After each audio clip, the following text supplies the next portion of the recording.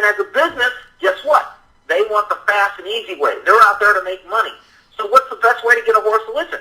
To hit him with the raft, to kick him, to show him who's boss, to put a stupid gum line and cause a horse pain. Because they don't have time to come out there and bond with the horse and establish a relationship and establish that herd hierarchy. They want to come out there and get that horse shoed or trimmed as quick as possible. And unless you train your horse to respect people and to how to interact with people and how they don't test people and they don't bite people, then you're going to have your horse getting hit and beat by farriers, and people want to blame the farriers, and I don't agree with that. I don't think it's right, and I would never let somebody do that to my horse. But you got to understand, if you don't put the time up front to teach your horse how to act respectful and how to interact with people appropriately, then when you give them to someone else that's got to do the job with them, they're going to learn hard lessons. They're going to get hit. They're going to get kicked. They're going to get what I consider beat or abuse because it's fast and it's easy and it works. And a farrier can't afford to get hurt. So they're not going to have time to say, let me work with this horse and stop him and show him that he can't kick me. Let me go out here and round him. Let me establish. Let me spend some time with this horse, because that's the big key with horses is time.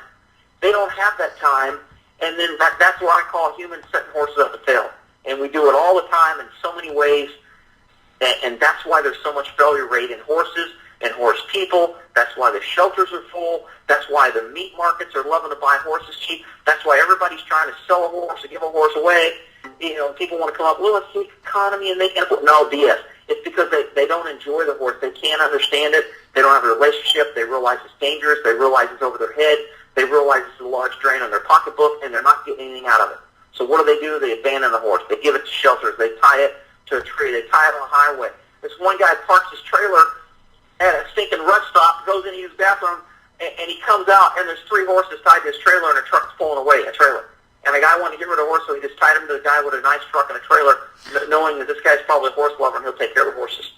So, I mean, there's just all kind of things where horses are getting dumped, and it's just so sad, and maybe the economy's driving some of it, but I think most of it is driven by lack of understanding, lack of preparation, lack of time to put in the effort that horses need.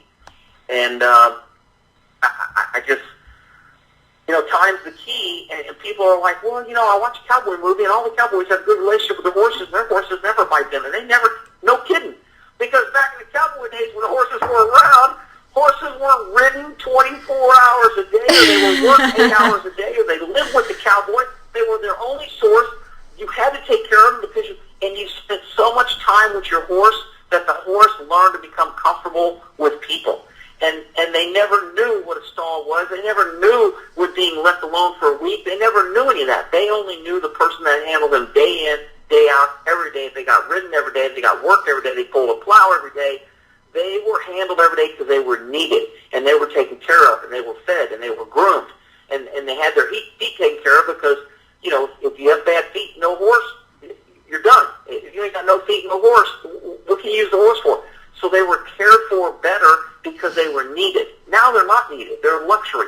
They're a weekend thing that you can come out and own part-time, and you can spend part-time with them, and that's why you never get that bond and that success, because people just don't have the time, and they don't realize how much time it takes until they get into it, and then they realize it doesn't work, and it's hard, and I'll get hurt, and I'll lose my job, and I can't afford that, so I have to get rid of the horse, or I don't want to spend time with my horse. I don't want to ride him because he might hurt me, and he doesn't listen, so I don't want to be around him, so I'll just feed him, and I'll leave him in the stall, and then it becomes a money drain, and the cycle continues, and it's just so sad.